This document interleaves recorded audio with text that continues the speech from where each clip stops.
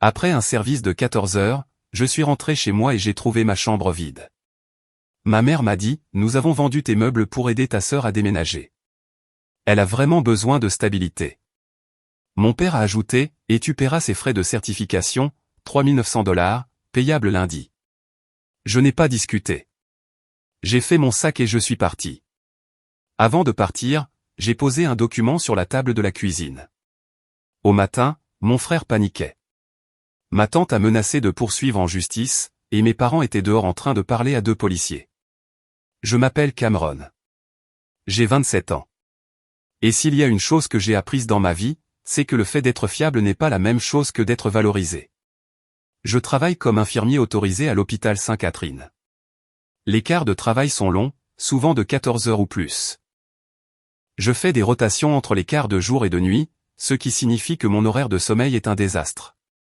Mon corps ne s'adapte jamais complètement, mais le travail est important. Quand quelqu'un arrive aux urgences avec une douleur thoracique ou un os cassé, ils se fichent que je sois fatigué. Ils ont besoin de moi, et je suis là. À la maison, j'ai toujours été celui qui est là aussi. Mes parents, Ethan et Aubrey, vivent dans une modeste maison de 3 chambres en banlieue. C'est la maison où j'ai grandi. Ma sœur, Alay, a 24 ans. Mon frère, Henry, en a 29. Henry a déménagé il y a des années, a épousé sa petite amie du lycée et a commencé sa propre vie. Alay, en revanche, a vécu chez elle par intermittence depuis qu'elle a obtenu son diplôme universitaire. Elle a changé d'emploi 4 fois en 3 ans. Chaque fois, elle prétend que le lieu de travail était toxique ou que son patron était déraisonnable. Je ne l'ai jamais remis en question. La famille, c'est la famille. Quand j'ai eu 21 ans et que j'ai commencé à travailler à temps plein, mes parents m'ont demandé si je pouvais contribuer aux dépenses du ménage. Ils ont dit qu'il était temps que j'apprenne à assumer mes responsabilités. J'ai accepté. J'ai commencé à payer $500 par mois. Puis c'est devenu 6 cents, puis 7 cents, puis ils ont demandé de l'aide pour la facture d'électricité, puis pour Internet, puis pour l'assurance automobile du véhicule de Alay parce qu'elle n'avait pas les moyens de la payer avec son salaire de débutant. J'ai dit oui à chaque fois. Lors des dîners de famille, Alay riait et parlait de ses projets. Elle voulait déménager en Californie. Elle voulait obtenir une certification en conception graphique. Elle voulait ouvrir une boutique ou lancer un blog de style de vie. Mes parents souriaient et acquiesçaient, la qualifiant d'ambitieuse. Ils disaient qu'elle avait une vision. Personne ne s'est jamais renseigné sur ma vision. Quand j'ai acheté un nouveau cadre de lit il y a 2 ans, ma mère m'a demandé pourquoi je dépensais de l'argent pour moi alors que Alay avait besoin d'un ordinateur portable pour son travail de pigiste. J'ai payé l'ordinateur portable. Quand je me suis inscrit à un abonnement à la salle de sport pour gérer le stress du travail, mon père a dit que l'argent aurait pu servir à réparer la clôture dans la cour arrière. J'ai annulé l'abonnement et j'ai payé la clôture. Il y avait toujours quelque chose. Je ne suis pas amer. Ou du moins, je me suis dit que je ne l'étais pas. Je me suis convaincu qu'aider était ce que font les bons fils. Je pensais que le sacrifice était un signe d'amour. Mais il y a eu des moments où je me suis demandé si quelqu'un le remarquait. Pour mon 25e anniversaire, j'ai fait un double quart de travail. Quand je suis rentré à la maison était vide. Mes parents et Alay étaient sortis dîner. Ils ont oublié de m'inviter. Quand j'ai posé la question le lendemain, ma mère a dit qu'il pensait que je serais trop fatigué. Alay a ajouté que c'était juste une chose décontractée, rien de spécial. J'ai acquiescé et j'ai dit que ça allait. À 26 ans, j'ai payé les soins dentaires de Alay après qu'elle se soit fêlé une dent.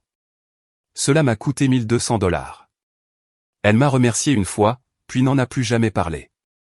Noël dernier, Henry et sa femme ont organisé un dîner. Mes parents ont donné à Henry et à sa femme un chèque de $2000 pour les aider avec leur nouveau bébé. Ils ont donné à Alay un sac à main de marque qu'elle convoitait depuis des mois. Ils m'ont donné une boîte de chocolat et une carte qui disait « Merci pour tout ce que tu fais ». Je me suis dit que ce n'était pas grave, mais ça l'était. J'ai réalisé quelque chose ce soir-là, assis seul dans ma chambre pendant que tout le monde riait en bas. Je n'étais pas leur fils. J'étais leur filet de sécurité. J'étais le plan de secours, le fonds d'urgence, le système de soutien invisible qui facilitait la vie de tous les autres. Et j'ai commencé à me demander ce qui arriverait si ce filet de sécurité disparaissait. Cette pensée m'est restée à l'esprit alors que j'étais allongé dans mon lit, fixant le plafond. Le quart de travail de cette journée avait été brutal, 14 heures de patients consécutifs, 2 codes et une femme qui a commencé à accoucher dans la salle d'attente parce que le service de maternité était plein. Au moment où j'ai pointé, mes pieds me faisaient mal, mes vêtements étaient tachés et mon esprit était comme de la statique. Je suis rentré chez moi en silence. Pas de musique, pas de podcast, juste le ronronnement du moteur et le poids de l'épuisement pesant sur mes épaules. Quand je me suis garé dans l'allée, la lumière du Porsche était allumée. C'était normal. Ce qui ne l'était pas, c'était le camion de déménagement garé 2 maisons plus loin et le faible bruit de rire provenant de l'intérieur. J'ai déverrouillé la porte d'entrée et je suis entré dans le couloir. Ma mère était dans la cuisine en train d'essuyer le comptoir. Mon père était assis à la table avec une bière. Ale était près de l'évier, faisant défiler son téléphone. Personne n'a levé les yeux quand je suis entré. Je me suis dirigé vers ma chambre. Mon corps criait pour dormir. Tout ce que je voulais, c'était m'effondrer sur mon lit et ne plus penser pendant les 10 prochaines heures. J'ai ouvert la porte de ma chambre et j'ai figé. La pièce était vide. Pas seulement propre, vide. Mon lit avait disparu. Ma commode avait disparu. Ma table de chevet, mon bureau, ma chaise, ma bibliothèque, tout. Les murs étaient nus. La porte du placard était ouverte, ne révélant que des cintres en fil de fer se balançant légèrement dans le courant d'air. Je suis resté là à regarder, essayant de comprendre ce que je voyais. La voix de ma mère est venue derrière moi. « Oh, bien. Tu es à la maison. » Je me suis retourné. Elle se tenait dans le couloir, s'essuyant les mains avec une serviette. Son ton était désinvolte, comme si elle commentait la météo. Je n'ai pas trouvé les mots. J'ai fait un geste vers la pièce vide. Elle a jeté un coup d'œil devant moi, sans se soucier de rien. « Nous avons vendu tes meubles. » Les mots ne se sont pas enregistrés au début. J'ai cligné des yeux. « Vous quoi ? » « Nous l'avons vendu, a-t-elle répété. Ale avait besoin d'aide pour déménager à Denver. Elle a obtenu ce stage en conception graphique. Tu te souviens, celui dont elle parlait ? Elle doit y être vendredi, et les frais de déménagement s'accumulaient. De plus, elle a besoin du premier et du dernier mois de loyer. Nous avons pensé que la vente de tes meubles couvrirait ça. Je l'ai regardé fixement. Vous avez vendu mes meubles sans me le demander ? Tu étais au travail, a-t-elle dit, comme si cela expliquait tout. Et honnêtement, Cameron, tu n'as pas besoin de toutes ces affaires. Tu es rarement à la maison. Ale a vraiment besoin de stabilité en ce moment. Elle est enfin en train de se prendre en main. Mon père est apparu dans le couloir, finissant sa bière. C'est fait, fiston. Inutile d'en faire toute une histoire. En faire toute une histoire ? Ma voix s'est brisée. Vous avez vendu mon lit. Nous allons t'acheter un matelas pneumatique, a dit ma mère.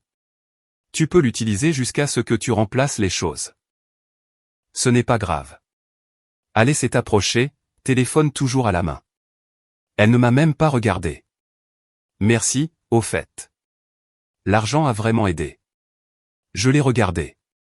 Elle souriait. Pas un sourire coupable, pas un sourire d'excuse, juste un sourire.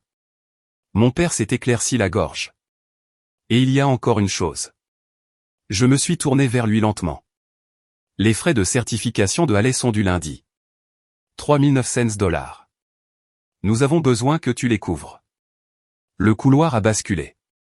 Quoi ? Tu m'as bien entendu, a-t-il dit. 3900 $.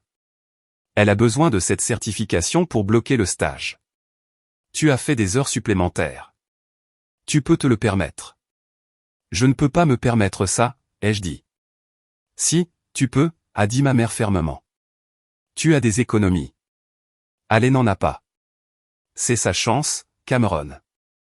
Ne sois pas égoïste. Égoïste ? Le mot est resté en suspens dans l'air. J'ai regardé les trois, ma mère, les bras croisés, mon père se détournant déjà, Ale tapant sur son téléphone, complètement désintéressé. Je n'ai pas argumenté. Je n'ai pas crié. Je n'ai pas demandé pourquoi il pensait que c'était acceptable. Je me suis retourné et je suis retourné dans la pièce vide. Ma valise était toujours dans le placard. Je l'ai sortie et j'ai commencé à faire mes bagages. J'ai fait mes bagages lentement. Chaque article que je plaçais dans la valise semblait plus lourd que le précédent, mes vêtements de rechange, mes articles de toilette, la photo encadrée de ma grand-mère qui se trouvait sur ma table de chevet. Je l'avais gardée cachée dans un tiroir parce que Ale avait dit une fois que ça encombrait la pièce. Le vide autour de moi était étouffant. L'écho de mes pas sur le plancher de bois franc était trop fort. J'entendais des voix provenant de la cuisine, ma mère riant, Ale parlant des couleurs de son nouvel appartement, mon père allumant la télévision. Personne n'est venu prendre de mes nouvelles. Je me suis assis sur le sol pendant un moment, appuyé contre le mur. Mon esprit était vide, pas en course, pas en train de crier, juste vide. J'ai pensé à toutes les fois où j'avais dit oui, à toutes les factures que j'avais payées, à toutes les nuits où j'avais fait des quarts de travail supplémentaires pour couvrir leurs urgences. J'ai pensé à l'ordinateur portable, aux soins dentaires, à l'assurance automobile, à la clôture, à l'épicerie, aux vacances qu'ils ont prises pendant que je restais derrière parce que quelqu'un devait travailler. J'ai pensé au matelas pneumatique que ma mère avait promis d'acheter. J'ai pensé aux 3 900 $ qu'ils s'attendaient à ce que je leur remette d'ici lundi. Et j'ai réalisé quelque chose, je n'étais pas leur fils. Je n'étais pas leur famille. J'étais une ressource, un compte bancaire avec des jambes, un résolveur de problèmes qui ne causait jamais de problème lui-même. Et il m'avait finalement poussé au-delà du point où tout cela importait. J'ai fermé la fermeture éclair de la valise. J'ai vérifié mon compte bancaire sur mon téléphone. J'avais assez pour un hôtel, assez pour un dépôt sur un nouvel endroit, assez pour recommencer. Je me suis levé et je suis allé à ma voiture. J'ai chargé la valise dans le coffre. Puis je suis retourné à l'intérieur, devant la cuisine où il parlait et riait encore, et dans le bureau de mon père. Il y avait un classeur dans le coin. J'y avais accès. J'y avais toujours eu accès. Mon père me faisait confiance pour tout, les papiers d'hypothèque, les factures de services publics, les documents d'assurance. Il avait même mis mon nom sur l'acte de propriété quand j'ai eu 25 ans parce qu'il disait que ça aiderait à la planification successorale si quelque chose lui arrivait.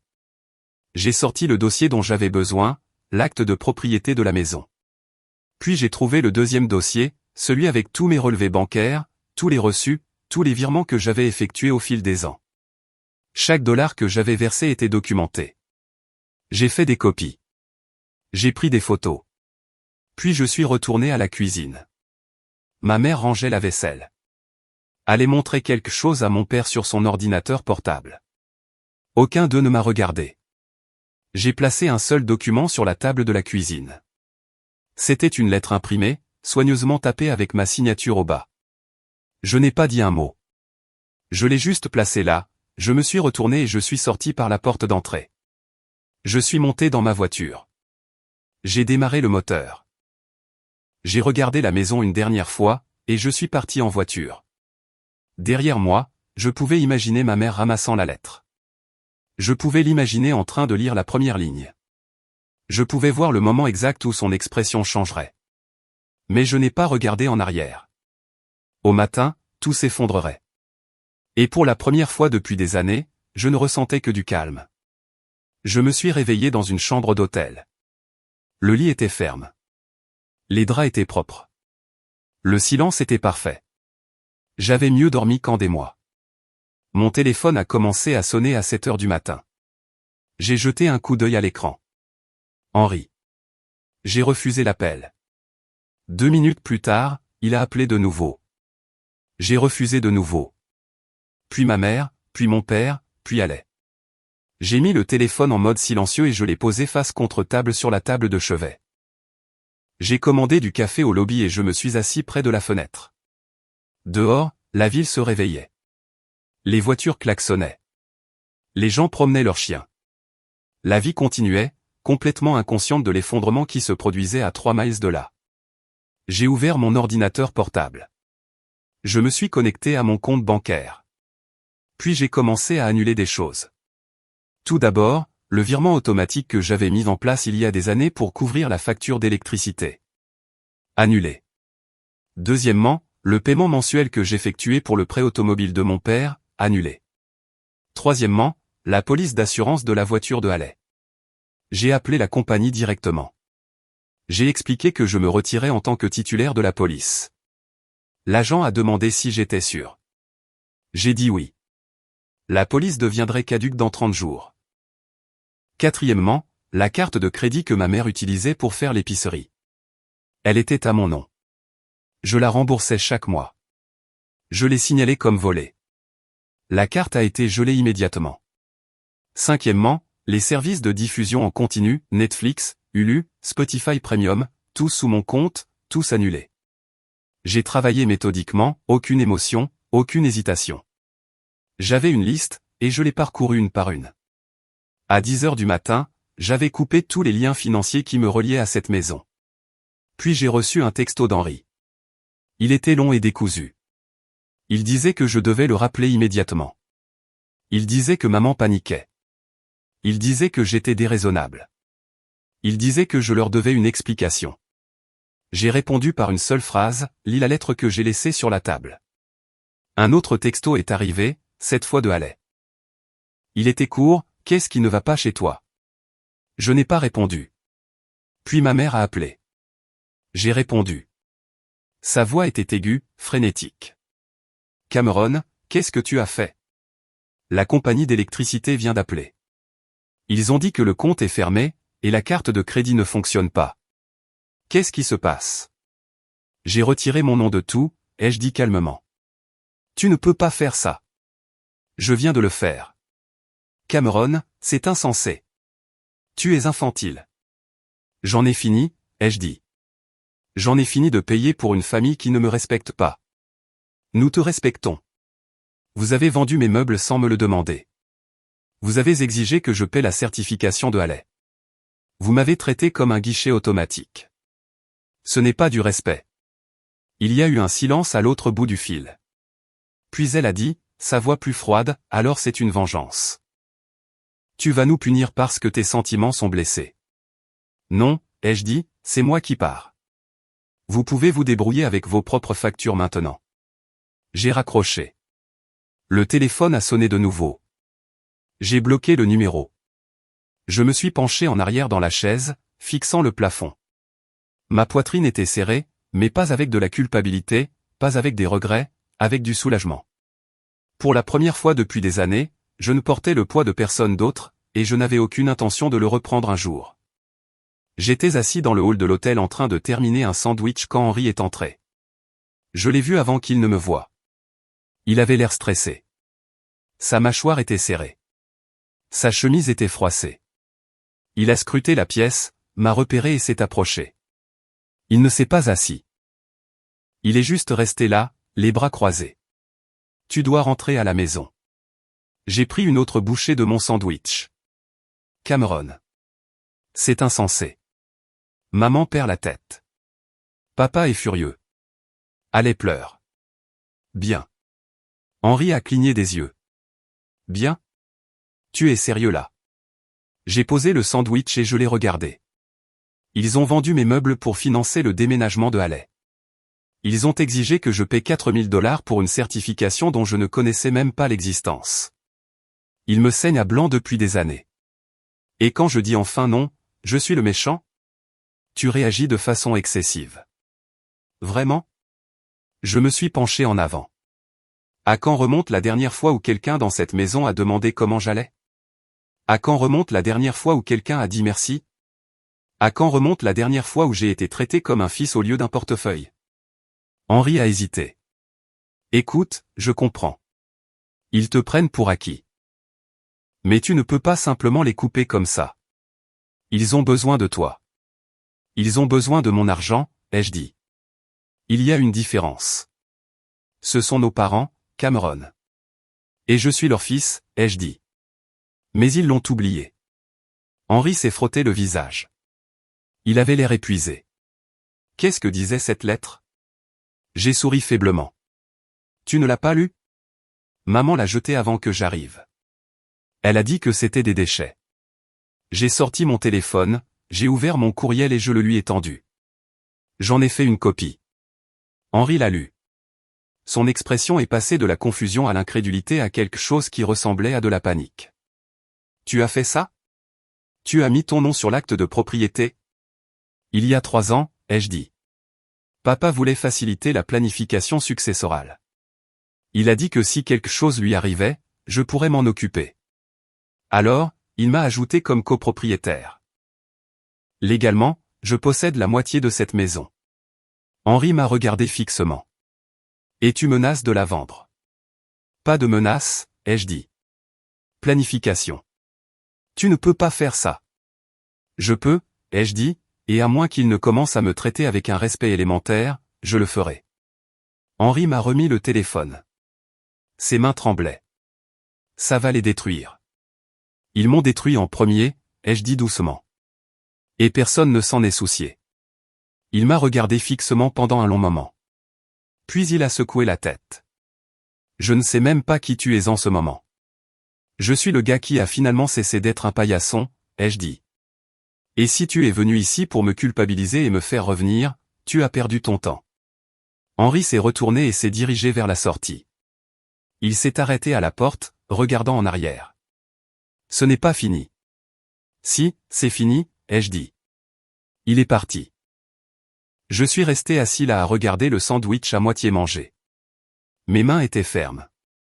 Ma respiration était calme. Pendant des années, j'avais eu peur de les décevoir, peur d'être le mauvais fils, peur de ce qui arriverait si j'arrêtais de donner. Mais maintenant que j'avais arrêté, la peur avait disparu, et à sa place il y avait quelque chose de plus tranchant, le contrôle. J'ai terminé mon sandwich, j'ai payé la facture et je suis retourné dans ma chambre. Demain, je commencerai à chercher un avocat. Le bureau de l'avocat sentait le cuir et le vieux papier. Les murs étaient tapissés de livres de droit. La réceptionniste m'avait offert du café. J'ai refusé. Mes mains étaient fermes, mais mon estomac était noué. L'avocat s'appelait Oliver Morris.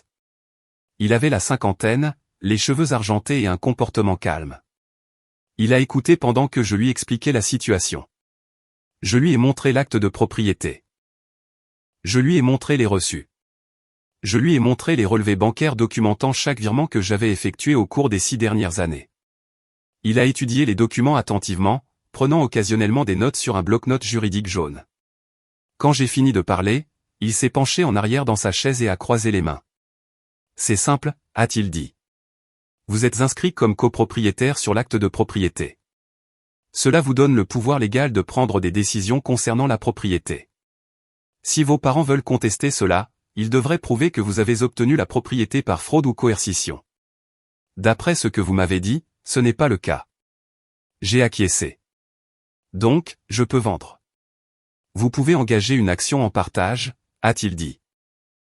C'est une procédure juridique où les copropriétaires qui ne parviennent pas à s'entendre sur l'utilisation d'un bien peuvent forcer la vente. Le produit est divisé en fonction du pourcentage de propriété. Vous possédez 50%, il possède 50%. Combien de temps cela prend-il? Des mois, a-t-il dit. Peut-être plus longtemps s'il s'y oppose, mais l'issue est prévisible. Les tribunaux se rangent presque toujours du côté de la partie qui demande le partage. J'ai assimilé cela. Qu'est-ce qui leur arrive si la maison est vendue? Ils recevraient leur part du produit. Après cela, ils devraient trouver un autre endroit où vivre. J'ai pensé au visage de ma mère lorsqu'elle a réalisé ce que j'avais fait. J'ai pensé à la voix de mon père au téléphone, exigeant que je m'explique. J'ai pensé à Ali qui pleurait, et je n'ai rien ressenti. Qu'en est-il de l'argent que je leur ai donné, ai-je demandé. Les factures que j'ai payées. Puis-je en récupérer une partie? Oliver a incliné la tête. Cela dépend. Étaient-ce des cadeaux ou des prêts? Je pensais que c'était des contributions, ai-je dit. Mais avec le recul, cela ressemble à de l'exploitation. Légalement, c'est une zone grise, a-t-il dit. Si vous pouvez prouver qu'ils ont déformé leur situation financière pour vous manipuler afin de vous faire donner de l'argent, vous pourriez avoir un motif de fraude, mais il serait difficile de le prouver. J'ai acquiescé. Je ne me soucie pas de récupérer l'argent. Je veux juste qu'ils comprennent qu'ils ne peuvent pas continuer à m'utiliser. Alors une action en partage est votre meilleure option, a-t-il dit. Cela envoie un message clair. Je me suis levé. Comment commencer? Je vais rédiger les documents, a-t-il dit. Vous devrez informer vos parents de votre intention de procéder au partage. Après cela, nous déposerons auprès du tribunal. Faites-le, ai-je dit. Il a acquiescé. Encore une chose. Une fois que vous aurez commencé ce processus, il n'y aura pas de retour en arrière. Êtes-vous prêt pour les conséquences? J'ai pensé à la chambre vide. J'ai pensé aux 3900 $ qu'ils s'attendaient à ce que je leur remette. J'ai pensé aux années passées à être invisible. Je suis prêt, ai-je dit. Il a tendu la main. Je l'ai serrée. En quittant le bureau, j'ai senti quelque chose changer en moi. Il ne s'agissait plus de colère ou de vengeance. Il s'agissait de reprendre le contrôle. Il s'agissait de fixer des limites. Il s'agissait de prouver que je n'étais pas un filet de sécurité. J'étais une personne, et les personnes ont des limites. Je suis retourné à l'hôtel. J'ai vérifié mon téléphone. Il y avait 17 appels manqués, 9 SMS, 3 messages vocaux. Je n'en ai écouté aucun. Au lieu de cela, j'ai ouvert mon ordinateur portable et j'ai commencé à rédiger un email.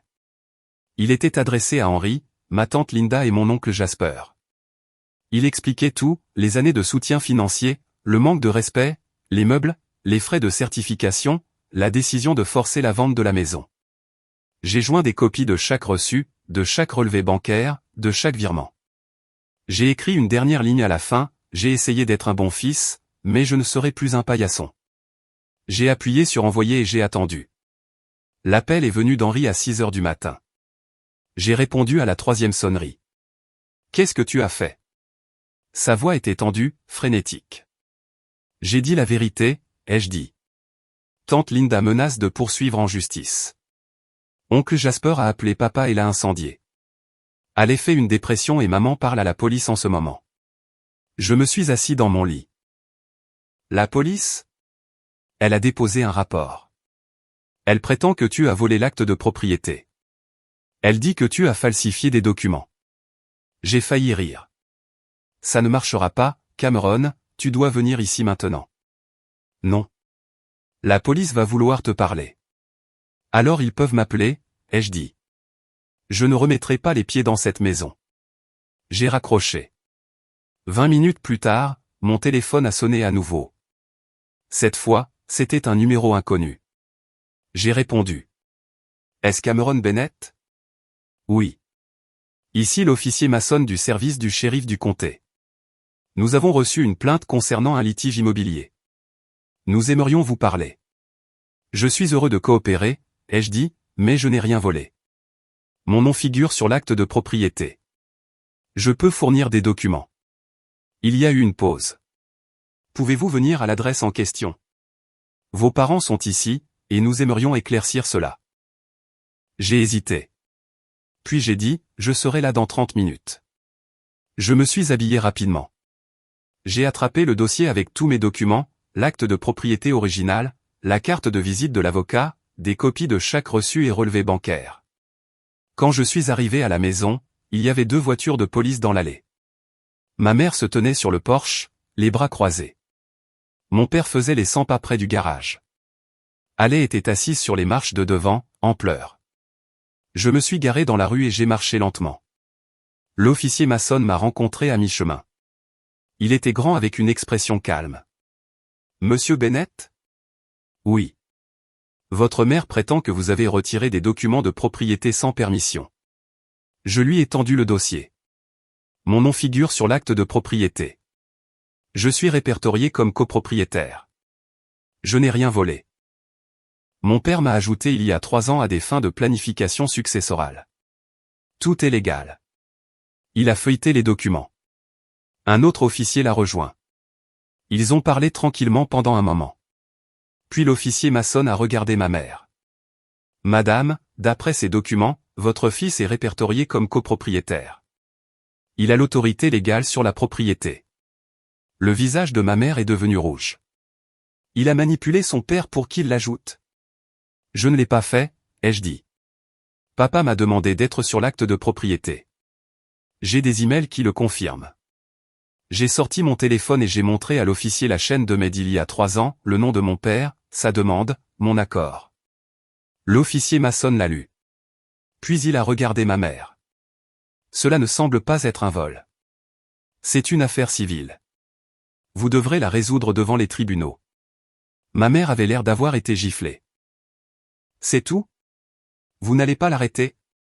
Il n'y a pas de crime ici, madame. Elle s'est tournée vers moi, sa voix tremblant. Tu fais ça à cause des meubles? Parce que nous t'avons demandé d'aider ta sœur? Non, ai-je dit doucement. Je fais ça parce que vous m'avez traité comme un distributeur automatique de billets pendant 6 ans. Vous avez vendu mon lit sans me demander. Vous avez exigé 4000 $ comme si de rien n'était. Vous ne m'avez jamais demandé si j'allais bien. Vous ne m'avez jamais dit merci. Mon père s'est avancé. Nous t'avons donné un toit au-dessus de la tête.